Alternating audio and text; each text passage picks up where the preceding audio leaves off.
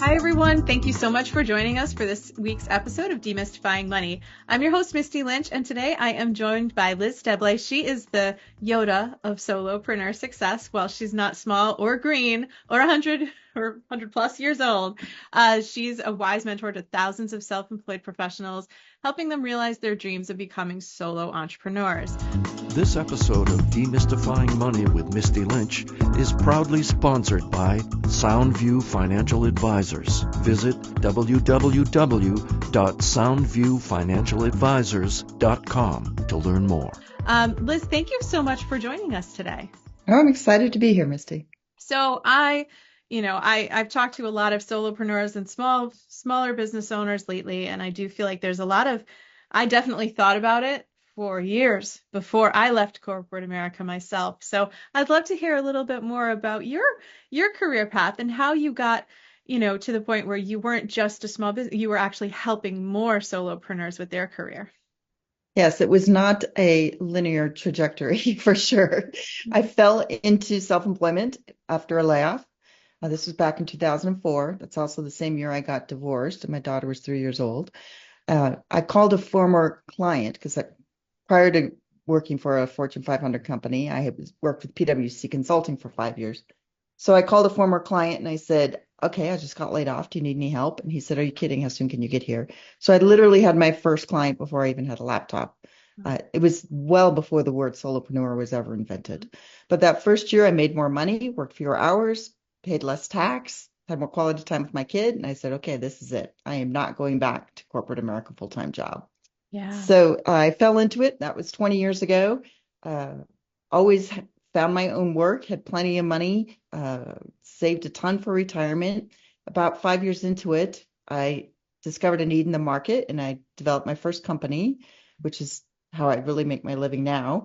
And that's called the Proco Agency. It's a matchmaking agency that pairs independent consultants with Fortune 500 companies, and we handle all their compliance and risk mitigation. And as a result of growing Proco into a multi-million-dollar business, I was getting asked out to coffee a lot. People had a ton of questions about whether or not to be self-employed, how to set the rates, do they need an LLC, you name it. I was getting the questions over and over again. And finally, I said, there's got to be a better way to help more people. That's when I launched my second business, which is called the Professional Independent Consultants of America, 17 syllables. We call it PICA for short. And it's through PICA, through the last 8 years of PICA, that I've been coaching and helping people set up and launch their own businesses, which all led to the culmination of my book, which was released last spring, which is called Succeeding as a Solopreneur, 6 Keys to Taking the Leap, Winning Clients, and Building Wealth. Thank you for sharing that. And it sounds like you had a pretty easy, start, when you mentioned that you reached out to somebody and they were like, how soon can you get here? So were there any challenges that you faced in the beginning, maybe, emotional or mental, or when it came to, really figuring out your finances as somebody who is now self-employed versus getting a paycheck? What was some of the early learning curves that you felt that you helped people now? There were a lot of, I floundered a lot, which is one of the reasons that the book is so helpful, because it's like, don't do what I did, learn from my mistakes. Yeah. So what were some of those mistakes in the beginning that you feel like, because like you said, it wasn't even a common phrase that you heard back in, 2004. So what were some of those things that you think other people could potentially learn? One of the first things I learned, and I think you'll appreciate this, Misty, is I am terrible with managing money.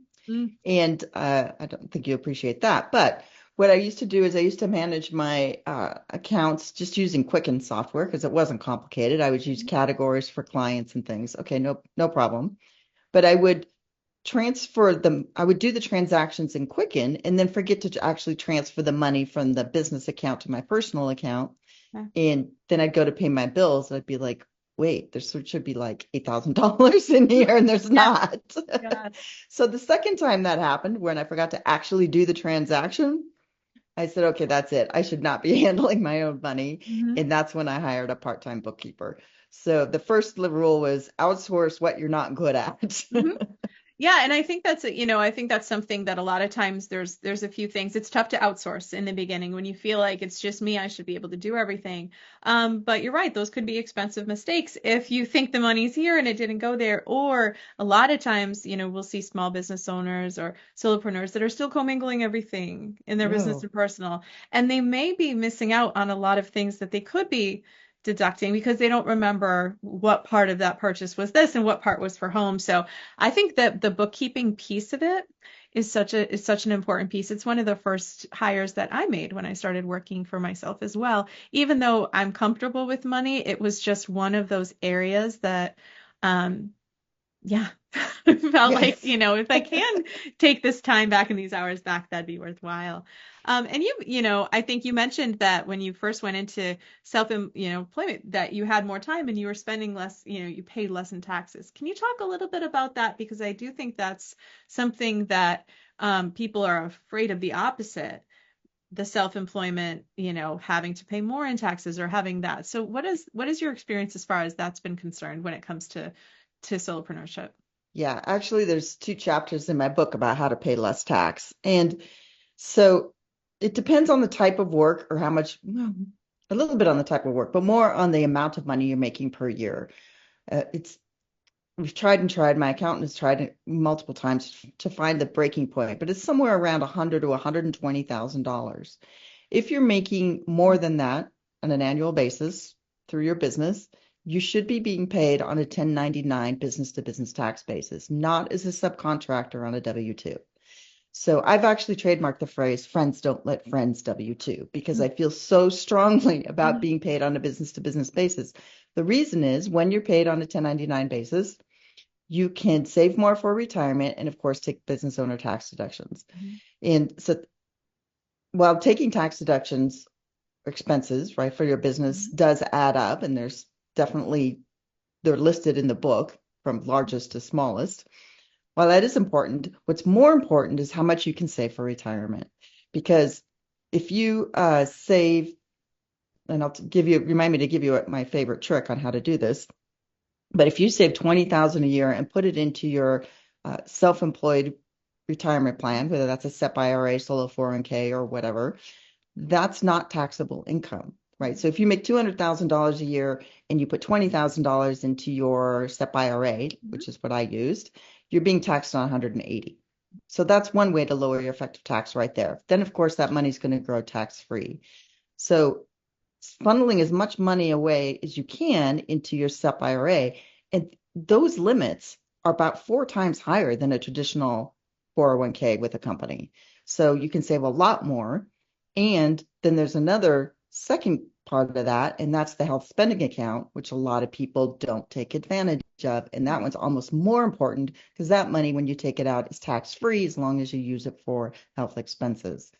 When I was a single mom, I had a missed opportunity where I was sharing custody with my ex-husband. We were taking turns claiming her as a dependent. So I had even years, he had odd years. And I thought I couldn't contribute to a family limit on the health spending account. So I was only put as saving enough for the individual. And I missed many years of, I could have done the family, which is Mhm. almost double.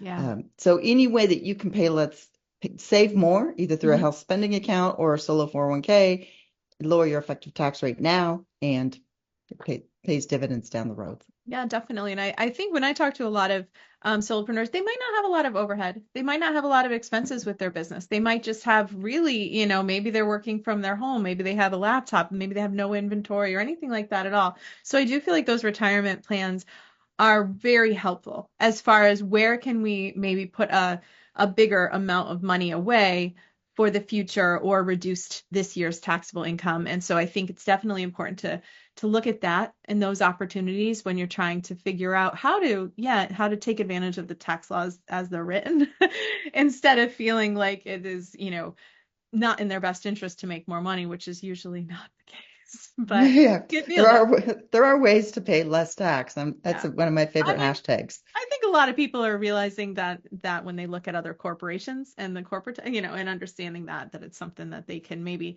do better on as well themselves. And I think it's really important that you mentioned, the health savings. I do think whereas, the retirement accounts, are tax deferred, you will, depending on, you will pay taxes on those in the future. Those health savings accounts can be super beneficial for that triple tax advantage. And it's almost a guarantee that we will all have some healthcare expenses that we can, use that for. Oh, that's for In the sure. short Fidelity estimates they release a study every year. And this last year, it said that the average couple will spend $200,000 on healthcare expenses post-retirement. And that's outside of Medicare or whatever else term. they've got, Yeah, 200,000. it's a So as an individual, my goal is to get my HSA to at least 100K. Yeah. And no, I think, and that's a great goal to have. And I think that the sooner you start taking advantage of the limits, like you said, when can I, can I be a family, even if I don't have this, like finding out the answers to those questions can be so helpful. And also, yeah, a very, very big financial win when it comes to, self-employment. But a lot of times it can be nerve-wracking for people who went from a corporate environment where there was this cafeteria plan of benefits that they could pick and choose from. Um, to where when I see that now as someone who is self-employed, I look at my husband's benefits with a much more interest, I should say, because we have to really kind of create that retirement plan for ourselves. And a lot of entrepreneurs think, well, I never want to retire because I love what I do now or I'm happy. And that's good. It's really just making sure that you could be work optional at some point in Yes. case you physically can't work or your things change, the economy, business changes. This might not be how you feel all the time, even if you're very engaged and loving what you're doing right now. So, such an important thing. So, I want to talk about another part of solopreneurship, which I think you could probably speak to, especially as you've grown your businesses, is really kind of building a brand as a solopreneur. I think that sometimes there's some hesitation in working, like, what if I don't have any clients? What if I can't stand out? How do I even build that when I was used to just getting a job, getting hired, getting a paycheck, to having to really create those relationships? So what's been helpful for you when it comes to kind of building your brand and getting your name out there as someone who can help people? Yeah, you actually just touched on the second key to success of the six that are outlined in my book. And the second key is to be memorable, be known for something. Now, a lot of people think when they leave their corporate job and they're going to step out as a consultant or a coach or financial planner on their own, they think that they should be a jack of all trades or a Jill of all skills, when actually the reverse is true. Because if you put yourself in your client's shoes, so Mhm. in my case, I was an independent consultant. My clients weren't looking to hire somebody who might have done this before, who has maybe solved this problem once or twice before. My client wants to hire an expert who knows how to Mhm. go in there, diagnose the situation, figure it out, put together a plan, and make it happen. So you need to figure out, my phrase is, what's the tip of your spear? Mhm. What are you going to be known for? What are the key words that somebody's going to uh, what's going to cause you to pop into somebody's mind? So in my case, I was a change management expert on big, hairy technology systems implementations, like SAP, Oracle, worldwide basis kind of a thing. So I kept getting called back to one client down in Silicon Valley multiple times for different projects. And it turned out that there was my first client there was the one who kept referring me to all the other people in the company. Mhm. And I said, Sally, I really appreciate this. This is really terrific that you keep referring me to all these other all these other internal clients and projects. Just out of curiosity, how does that come up? And she says, oh, it's super easy. When I'm in a steering committee meeting or a staff meeting or whatever, and somebody says, oh, we're going to implement Salesforce and it's going to be this big, hairy change for our salespeople. She says, whenever I hear the words big, hairy change, I think of you. And she says, whenever that comes up, I hear those words. I say, have you had a conversation with Liz Steblay? And they'll say, well, who's Liz Steblay and why should we talk with her? And she'll say, trust me, if you're doing anything that involves a big, hairy change, you want to have at least one conversation with Liz Steblay. So my key words were big, hairy change. Mhm. I'm neither big nor hairy. It's not professional business speak, right? But that's what made me memorable. Could I do other types of work? Yes, of course. And I did do other types of work, but that was the tip of my spear, big, hairy change. It's hard to come up with what your keywords are. And through Professional Independent Consultants of America, I do run a workshop on personal branding Mhm. and how to know your niche. And there are definitely some exercises and tips in the book for how to do that. But that's one of the hardest parts, is figuring out What is the tip of your spear? How are you going to be memorable? I think that's such an important because you're right. There's such a it's natural to want to be like, no, I can do everything. I can help you. I can help because you don't want to leave anything on the table, especially when you're first Exactly. starting and you're getting these clients. But I agree, and there's certain people that I know in my space, even as a financial planner, I know some accountants, one that only works with veterinarians. Now, could he help other people? Of Of course. course. If I ever come across a veterinarian, of course that is the name that is going to jump into my head Hmm. automatically. And so I believe that, and sometimes it just might come down to really figuring out who you really enjoy helping them, like you with those problems. Those might Yes. be the kind of problems that get your mind working.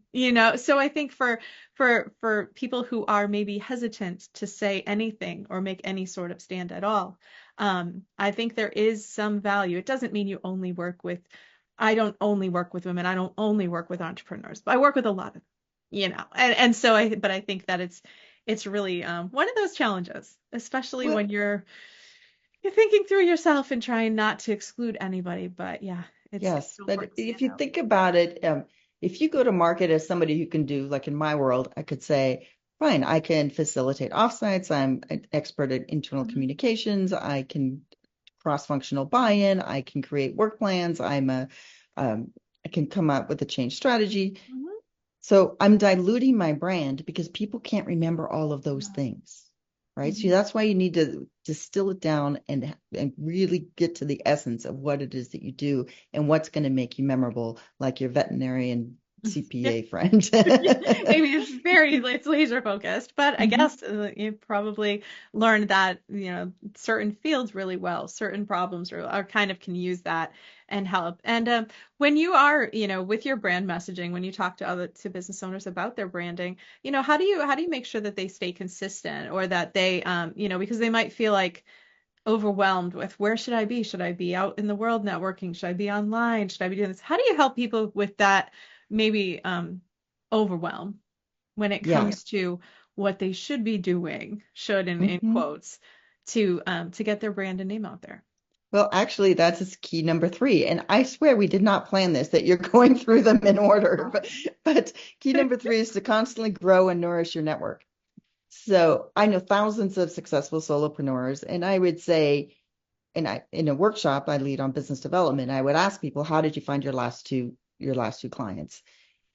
Probably 90% of the time they say through a referral. Hmm. Yeah. So part of the reason is when somebody's going to hire a solopreneur who is a knowledge expert in a certain area, they're going to look for somebody that they know and trust. And a Google search is not the way you find people you know and trust. You ask other people you know, Right. and that's where the referrals come in. So one of the most important things is, of course, you have to know what your brand is, right, to make you memorable. So in my case, Big Hairy Change. So the person is referred to have a conversation with me. It's all about building credibility and trust with a client. Hmm. So I've had some clients, some initial phone calls, initial meetings turn into contracts within a week. Hmm. Other times it's taken 5 years. Yeah. So it's very erratic. You never know which of these seeds that you're planting is going to bear fruit. So you have to constantly be planting seeds. Now, in the type of work I was doing, I was full time on projects anywhere from 4 to 18 months long. Full time meaning anywhere from 40 hours a week to 60 hours a week, depending on the project life cycle. It would be very easy for me to not do any networking or keep my network warm when I'm on a project Sure. because I'm already working 50 hours a Hmm. week and I have a kid, right? Yeah. But my golden rule was one person in person once a week, no matter how busy I was, Hmm. even if it was crunch time on one of these systems implementations. I'd reach out to somebody either on the client side or maybe the systems integrator, one of the big consulting firms, and I'd say, hey, do you want to walk down to Subway together to get our Hmm. sandwiches? And since I knew we didn't have time to Yeah. actually eat out, Yeah. right? And on that walk, we're not talking about work. I'm learning about them as a person. What do you do when you're not doing this type of intense Mhm. work? Or where did you go to school? Or do you have kids? What are your favorite sports teams? Or what are your favorite hobbies? What was your last terrific vacation? Where are you planning to go next? And that's how I started to build trusting relationships with people. And then I keep in touch with people. So I have an hour blocked on my calendar every Monday morning because I'm sort of slow to start in the week. And it says, LinkedIn and outreach. And that's where I go through and I see what's going on with people and I connect with people. Just keep in touch, be top of mind. It Yeah. sounds very elementary Mhm. to do this, but if you spend an hour a week doing business development, you will be light years ahead of all the other solopreneurs who don't. Yeah. And I agree with you. I believe that, sometimes I will talk with people and they'll be on they'll have a contract. And like you said, a contract could be, a year-long engagement. It could be quite, it could be kind of where you could sit back and be like, okay, I'm good. Right? But you But can't. You then, have to keep your right. network warm. Yes. Definitely, because people might in that year think, oh, maybe they got hired full time somewhere, maybe they're out of business, maybe they're doing something completely different. And so I think that even, and I do this as well, my time that I block is on Fridays, where I do block time for business development. And it's really, yeah, sometimes it's as simple as like engaging with somebody's posts online or just Yes. really, it doesn't have to be scheduling a dinner or anything. Like you said, we're busy. Other people are busy too, but Yes. maybe finding some time where it can align or even just, staying up to date on things. Like you said, the walk to lunch, you're going to be going together anyway. Maybe we can connect and chat. I think it's so important. It doesn't have to necessarily be you have to be a networking expert and No. a million mixers or those speed or all those things, because for some people that might not be their pace or People get all up in their heads about this. Like, I yeah. don't know how to do sales. I don't know how to sell myself. I don't know how to do business development. Hmm. And so I've been self-employed 20 years. Now I have two successful businesses and a book. Hmm. I have never done sales. I swear to God, I have never done sales. But what I do is maintain relationships. I understand problems. I'm a problem solver. Hmm. So I'm a people person and a problem solver. I am not a salesperson. So for anybody who's listening to this and thinks, I've always kind of wanted to be self-employed or I hate doing outreach. It's it's not sales. Just Hmm. flip your perspective on it. It makes a big Yeah. difference. Yeah, I think a lot of times, and also a lot of people, and I've talked with this with other guests on the podcast about sales, is they feel like it's, kind of getting somebody to hand over their money. Like it's Right. deceptive or it's sleazy. And it's not, I think, especially with some of the people that I work with that have, and in this varies everything, across the board what they do. If they are the best at what they do, or they do something that is super valuable, or they do something very well, it doesn't matter if no one knows about it. Right. There's no if no one knows about it, then it's really one of those things that's like, okay, great, but I mean it's almost like you're responsible to let people know that they can hire you or that what you do and how you help people, and instead of thinking of it as being pushy or being you know greedy or in people's faces. So No, that's no, such an being interesting, yeah. being salesy never works as a No, yeah, solopreneur. You just of have to be course, trustworthy and yeah. credible and visible. Yes, very, very important. And on the flip side of that, though, when we talked about people who maybe would be comfortable having one project and not looking for others, have you seen this on the other side where people might take on too much when they first go into entrepreneurship because Yes, they're afraid, and then they've got 20 hours a week here, 20 hours a week here, 20 hours a week here, and maybe only so many hours in the week that they can actually deliver? absolutely. So I'm reminded of a Pika member who Hmm. went through my boot camp, I don't know, 2 years ago. I run a boot camp that helps people launch in their businesses. And it was probably 2 years ago that she went through this. And she came in, I hold office hours every week where people just drop in with their concern or their question or whatever. And she came into office hours. This was just last month. And she said, Liz, I'm freaking out. I'm working harder than ever. I've got so much going on. And I this is not why I left the corporate world because I left the corporate world to spend more quality time with my family. And I said, remember in the boot camp when we did that North Star document? So I always have people start with why. Why are you choosing this path? What do you want to get out of it? Be very clear on what your objectives are for being self-employed because it's going to get stressful. Either you're going to have too many clients or not enough clients or something's going to happen and you're going to wonder, why in the hell am I doing this? Why don't I just take a real job? And I said, you need to go back to your North Star document. She's like, oh, you are right. I did this to spend more quality time with my family. And I said, you need to start saying no, or finding other people to partner with, saying, well, I can't do it. I can't help you out right now, but I know Misty, she's been doing this also for 20 years. She would be really great, or she and I can do it together. I said, you need to now figure out this next stage, because she was working just as hard as she ever did when she was a full-time employee. Mm-hmm. And that's not why she took this path. Yeah. So starting with why is one of the most important things, so that you can, I call it the North Star document. So when things are going off the rails and you're tempted to go back to a full-time job, you can pull that out and say, oh, right, this is why I'm doing this. This is what I'm trying to get out of this. Yeah. And that's such an important thing for anybody, even with any goal. And a lot of times, even I see people with financial goals, or they have fitness goal, any goal, and they are doing the work. And then eventually they're like, what's the point? Why am I doing all of this? I haven't even got, these are long-term goals, maybe saving Yes. for a down payment, or, paying off a lot of debt, where it feels like, what is the point? I'm not making progress. And it's really going back to, why did you start? Why did you come to us? Why did you decide to do any of this? And you can kind of lose sight of that as you get into the weeds and the day to day. So I think that's always such an important piece to bring back front and center, even if you have to stick it near your Absolutely. or something, to figure out, like, usually, like, every time I'm working, there's usually, like, I could see a picture of my family usually in some line of sight that kind of reminds me, like, nope, if I try to negotiate down my fees or all of these things because I want to get a yes, like, that doesn't help this goal, which is, financially secure family, and being able to, have time to do the things that I want to do. So I think that's such a good tip to point people back to, and to make them do it in the first place, because they might Yes. think the answer is money. A lot of Right. people, why do you No. want to change a job? Why do you want to do this? Oh, more money, more money. And then they're unhappy and they're wondering what's wrong, because that's fine. But even getting that might not necessarily be the goal. Misty, I'll send you after the recording. I'll send you the link to the North Star document. Okay. I wrote a blog, Hmm. Start with Why, and has a link to the North Star template, so that your listeners can, because Perfect. the North Star template is not just about money. It's Right. about, your physical, your Mhm. environment, your family, your friends, your hobbies, right? You need to think about it holistically, or maybe it's more spiritual time, whatever.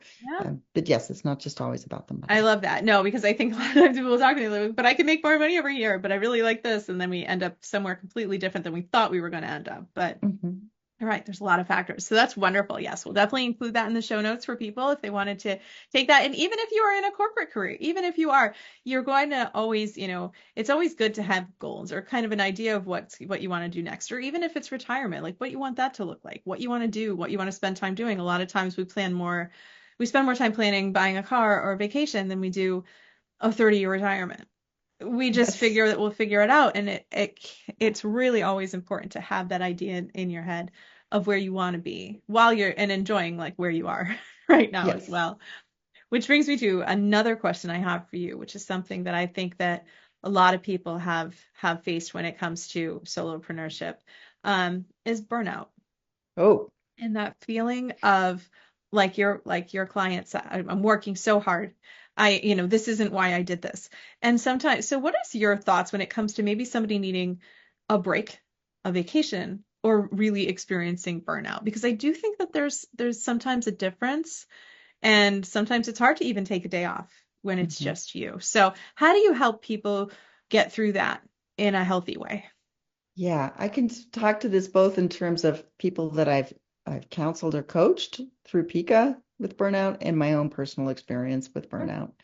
Uh, Over the years, how I sort of avoided it, because I've always been an overachiever and worked super hard. But one of the ways that I sort of kept that in check is uh, when I go on vacation, I set an out of office in my email footer. It says vacation alert. I will be out of office, November 1 through 15 or whatever, so that people know in advance that I'm going to be gone. Then my out of office message says I'm on vacation. I appreciate your patience. I'm only going to be checking email once every other day, and then sticking to that. Mm-hmm. And then another key thing is, even if you can just take one day and unplug and be off the grid. So in the summer, I used to like to go river rafting. I didn't even take my phone on the raft, right? So totally unplugged. And even one day off the grid makes a huge difference. And just your peace of mind and things calm down a bit. So those are like little micro practices that can help. Mhm. Uh, on a bigger case of burnout, which was me this year, actually, after I published the book, I realized that, well, it's a ton of work to get through the publication of a book. Yes. And then the book was the culmination of 20 years of being self-employed and building these two businesses and working so damn hard that I was seriously burnt out. Like I had never been that exhausted in my whole life. And I went on vacation with my daughter for, I don't know if I think it was like 14 to 2 weeks maybe. Mhm. I came back, I was still exhausted. And I said to my assistant, okay, let's do low power mode this summer. And what low power mode meant for both of my businesses was we're not going to do anything new. We are just going to put the plane on autopilot. We're going to keep the plane in the air. We're going to just do things that keep the lights on, right? Whether it's handling a new contract or whatever, but we're not going to do anything new. We're not going to schedule new events. We're not going to have new guest speakers. We're not going to do marketing programs. And if you can somehow carve out time for low power mode, it helps Mhm. because it's the new things that take so much mental capacity and energy, but keeping the lights on, it's not so hard. Mhm. And I think that's something that a lot of businesses, it could be different times of year that you can do it. Yes, It might not be maybe the it's same for over the everybody. maybe it's between Christmas and New Year's. Could be. And for some people, that might be the busiest time of their year, and that Yes. isn't that. I think that there's always going to be some time frames. During COVID, my business was busy year round. Now that that's over, and people are moving about, like usually around the holidays, people aren't so interested in chatting, or in the middle of the summer, where when it's tax time or when everyone's back to school, back to work in September, people are very busy calling. So you can kind of see, and your business may be different. It might be, Yes. I have a friend who is a wedding photographer, and she is very, very busy in the summer.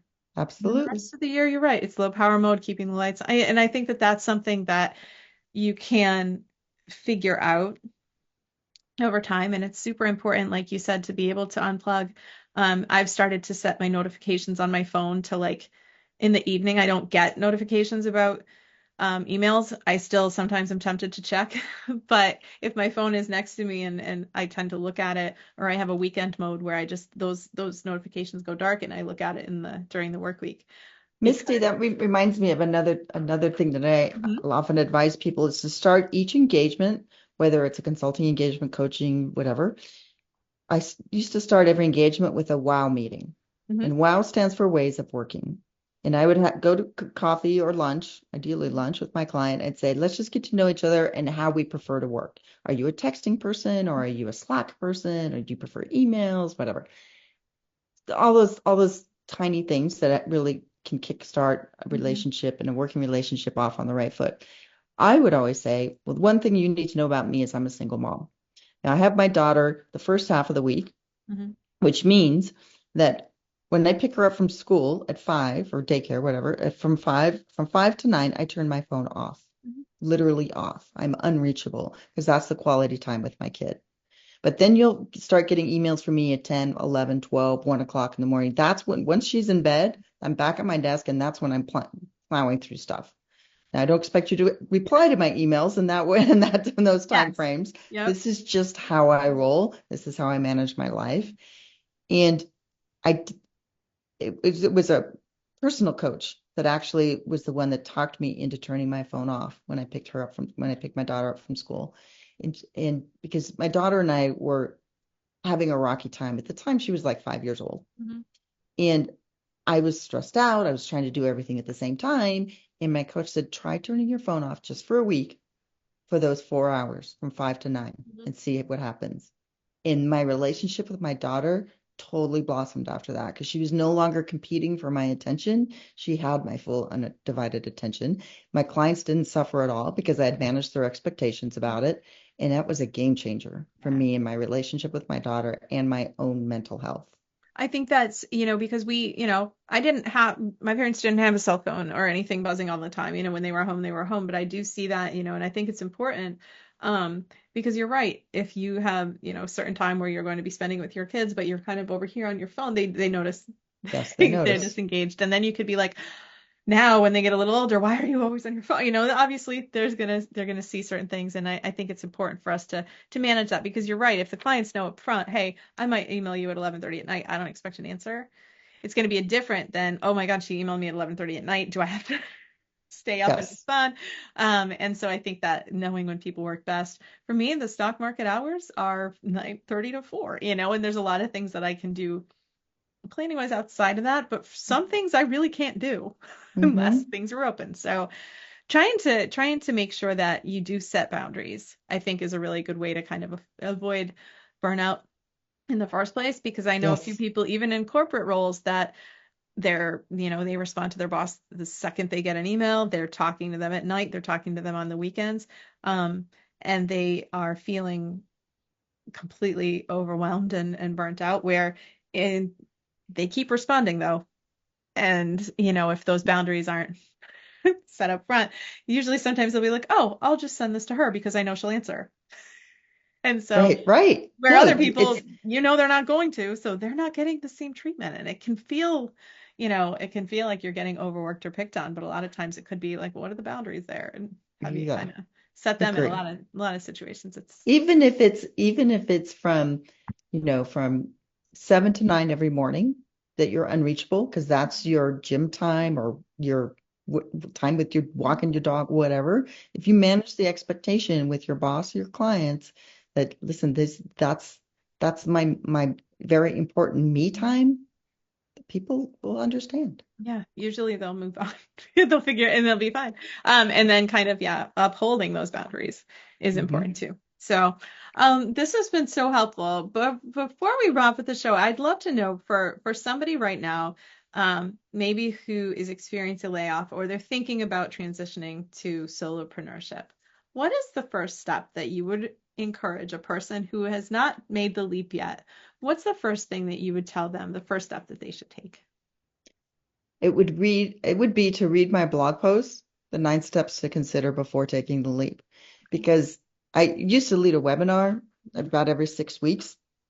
And I'd start that webinar and I'd say, in the next 45 minutes, I'm going to try to talk you out of being self-employed, Mhm. which is counterintuitive because I'm the expert in being self-employed. But it's the hardest job you will ever have because you have to do new things. You have to push your boundaries. You have to try things you're not used to doing. You have to be able to pitch yourself. You have to be able to quote a rate that you deserve. You need to be able to negotiate contracts. All these things that you don't learn how to do when you're a corporate employee, and it will be stressful. Your cash flow is going to look like a Richter scale. Mine ranged from 5 grand a month to 25K a month, Mhm. right? It's 25K a month is a great living, but you can't live as a single mom on 5K a month. Mhm. So there's a whole lot of things you need to consider before you make the leap. I will give you the link, but Mhm. it's www.picanetwork.org/indiepath. And that's goes to that article, the 9 things to consider. Yeah. Then, or maybe not then, or alternately, the 9 things to consider are also in my book. So you Okay. can just buy the book Yeah. or the audiobook or the ebook or whatever your preference is. So the best way to find that is go to sixkeys.info, not .com because that would be way too expensive. Mm. So sixkeys.info, and that's the landing page for the book. And from there you can go to bookshop.org or buy it from me or buy it from Amazon or whatever. But sixkeys.info is the easiest way because succeeding as a solopreneur is very difficult to spell. I like, I think that makes sense. And no, I think it's important. Yeah, if you are thinking about it, it might feel like, you're stuck, but taking action is sometimes any action is the best thing to kind of keep you moving forward, even if that means reading a blog, if that means downloading or, going online and finding a book and reading it and really doing some of the work, some of those things like you mentioned, the worksheet, really do the work to figure out. Because once I think a lot of times I talk to people and I know from personal experience, there's no looking back since I've done this, made this transition from corporate over, but it is something that requires a lot of thought and it is not easy. So thank you, Liz, so much for sharing your insight and your information. And for everybody listening, yeah, check out this book. I think this, and I think it's something when experts kind of create a book, it's amazing how much of the material, some of their best advice, their best tips are in these books. So I think if you're on a limited budget or you're looking for a way to do, to make big changes in your life, sometimes, getting a copy of a book can be a really, really good way to start rethinking things and reframing some of the things that maybe you've believed for a long time. So thank you, Liz, so much for joining. And everyone, thank you so much for listening. If you're looking to improve your financial situation, feel free to head over to mistylynch.com where you can find a copy of my book, or you can listen to some other episodes of the podcast where I talk to other entrepreneurs like Liz about how they've made business work for them. So thank you so much for listening, and we'll talk again next week. Don't forget to share with friends and family, and together let's demystify the world of money. Knowledge is the key to financial empowerment.